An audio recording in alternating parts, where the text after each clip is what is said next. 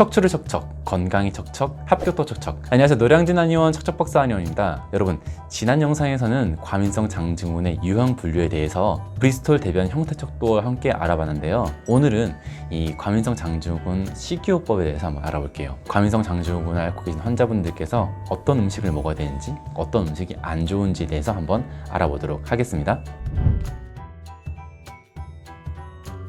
과민성 장증후군에서 식사요법의 기초는 증상을 유발시키거나 악화시키는 것을 피하고 변비나 설사의 증상을 완화시키는 음식을 추천하는 것입니다.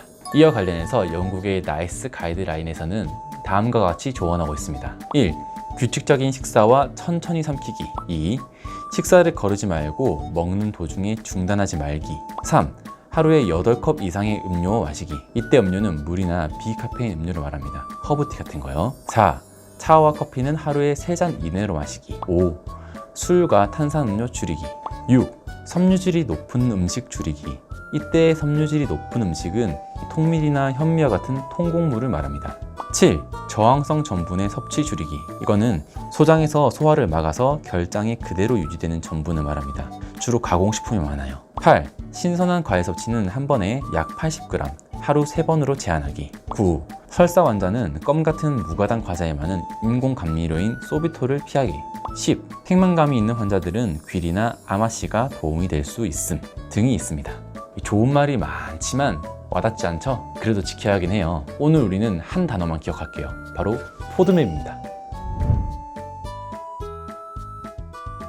이 포드맵이란 장내에서 발효되기 쉬운 올리고당, 이당류, 단당류, 그리고 폴리오를 뜻하는 약자입니다. 올리고당류는 포도당, 과당, 갈락토스와 같은 단당이 3개에서 10개 정도 결합한 짧은 형태의 당으로 설탕 단맛의 20%에서 40% 정도를 내지만 실제로 소장의 소화 요소에 의해서 분해되지 않으므로 인체에서 거의 흡수되지 않아 다이어트 식품으로도 자주 이용됩니다. 이들은 많은 종류의 식물, 예를 들면 양파, 콩, 아리초, 아스파라거스, 병아리콩, 돼지감자 등이 다량 포함되어 있습니다. 이당류는 2개의 단당류가 결합된 형태로 존재하며 락토스, 말토스, 슈크로스 등이 해당됩니다. 이들은 가수분해에 의해 단당류로 분해될 수 있는데요. 주로 우유, 요거트, 아이스크림, 커스타드 크림, 치즈 등에 흔히 존재합니다.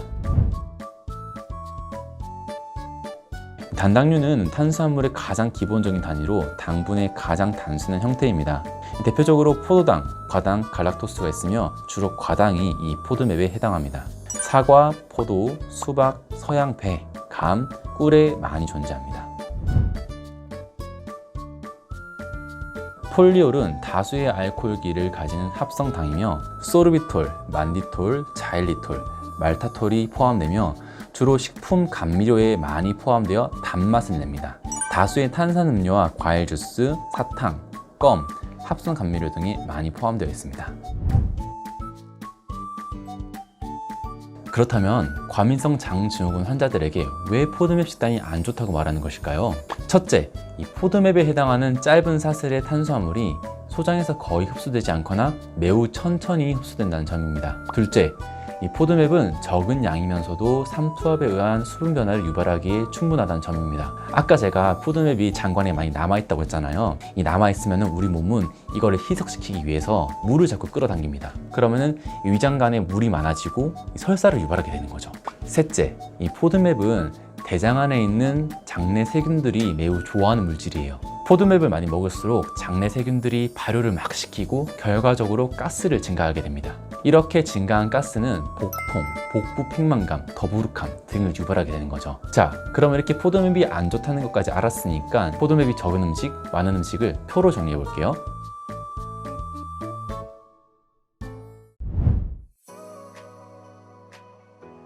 자, 여러분, 정리했으면 뭐 해야 됩니까? 외워야 됩니다. 외우기 쉽게 하나씩 설명해 드릴게요. 먼저 항목을 나누는데요. 보통 채소, 과일, 곡류, 유제품, 기타로 나눕니다. 채소 항목부터 볼게요.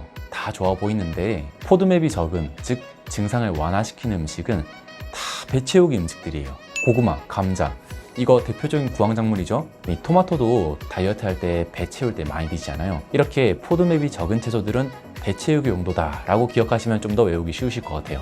한편 마늘, 파, 양파, 아스파라거스 이렇게 증상을 악화시키는 채소들은 다 고기랑 같이 먹는 채소들이에요.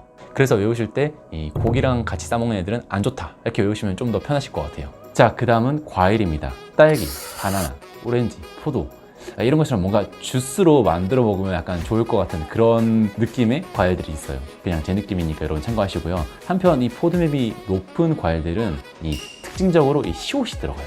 사과, 수박, 복숭아, 그 다음에 배도 들어가는데 배는 보통 외우기 쉬우려면 서양배처럼 이 어떤 시옷이 들어가잖아요. 이런 과일들이 포도맵이 높은 음식들이에요. 나머지 것들은 직접 찾아보시면 됩니다. 특히 양배추 이런 거 조심하셔야 됩니다. 사실 이 양배추에도 갈락토스가 많이 함유되어 있어서 고포도맥 식품에 속합니다. 자칫 건강해 보인다고 많이 먹었다가니 배가 부글부글합니다. 이런 게 우리가 알고 모르고 차이 아니겠습니까? 자, 그 다음에 이제 곡류입니다. 흔히 통밀, 통보리 이런 것들 우리가 건강식으로 생각하는데 가스를 유발할 수 있으니까 조심하시고요. 오히려 흰쌀 이런 게 도정이 되어 있어서 더 좋습니다. 이런 게 함정 문제니까 조심하시고, 또 의외로 콩이 포도맵이 많아요. 그래서 콩류도 함부로 안 드시는 게 좋은데 두부는 또 괜찮아요. 왜냐면 이 두부는 제조 과정에서 포도맵이 많이 빠져나간다고 해요. 그래서 여러분은 부족한 영양들을 이 두부로 많이 채우시면 좋을 것 같습니다. 다음 유제품입니다. 이건 거의 우유 먹지 말라는 거고요. 우유로 만든 아이스크림, 치즈 다 포함입니다. 한편 유당을 제거한 우유는 괜찮다고 하네요. 마지막으로 기타입니다. 기름기가 적은 붉은색 육류는 증상을 개선시킨다고 알려져 있는데요. 우리가 좋아하는 삼겹살 이런 거 아닙니다. 기름진 건 절대 안 돼요, 여러분. 이외에 탄산음료, 커피, 술, 기타 등등 감미료 같은 것도 웬만하면 먹지 맙시다, 여러분. 자, 이제 기초는 다 됐으니까 틀리기 쉬운 응용 문제들을 한번 풀어볼게요. 자, 여러분, 김치는 어떨까요? 우리 한국의 김치. 이 한국 먹거리의 중요한 부분인 김치의 경우 재료인 배추 이외에 부재료로 분류되는 마늘, 무, 파, 첨가제들이 모두 이 고포도맵 식품에 속합니다. 또 이 김치 이외에 된장, 쌈장, 고추장 같은 것도 이 콩의 함유가 많아서 포도맵이 높은 식품에 속한다고 합니다. 또 이런 비슷한 경우가 있는데요. 이 만두나 딤섬의 경우에도 만두 소에 들어있는 양파, 파, 양배추, 마늘 이런 것들의 포도맵 함량이 높습니다. 이 카레의 경우에도 양파, 마늘, 버섯, 양배추 등으로 포도맵이 높은 함량에 속합니다. 자, 이렇게 여러 종류의 음식에 대해서 알아봤는데요. 과민성 장증후군 포도맵 식단을 정리를 해보면은 기본적인 개념은 이 식사량과 열량은 그대로 유지하면서 포도맵이 많이 포함된 식재료들을 적게 포함된 것으로 대처한다는 것입니다. 또 이 장기간 저포도맵 식단을 위해서는 충분한 칼로리를 제공해야 하고 균형 잡힌 식단이 필요하다고 합니다. 이 정도로 까다로운데 그럼 진짜 과민성 장증후군의 이 저포도맵 식단이 효과적일까요?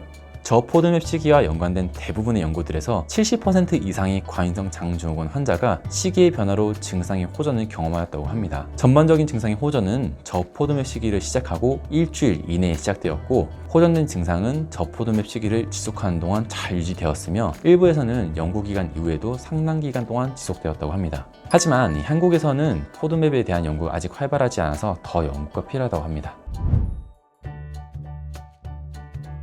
오늘 영상에서는 과민성 장증후군 환자에 있어서 도움이 되는 저포도맵 시기에 대해서 알아봤는데요. 도움이 되셨나요?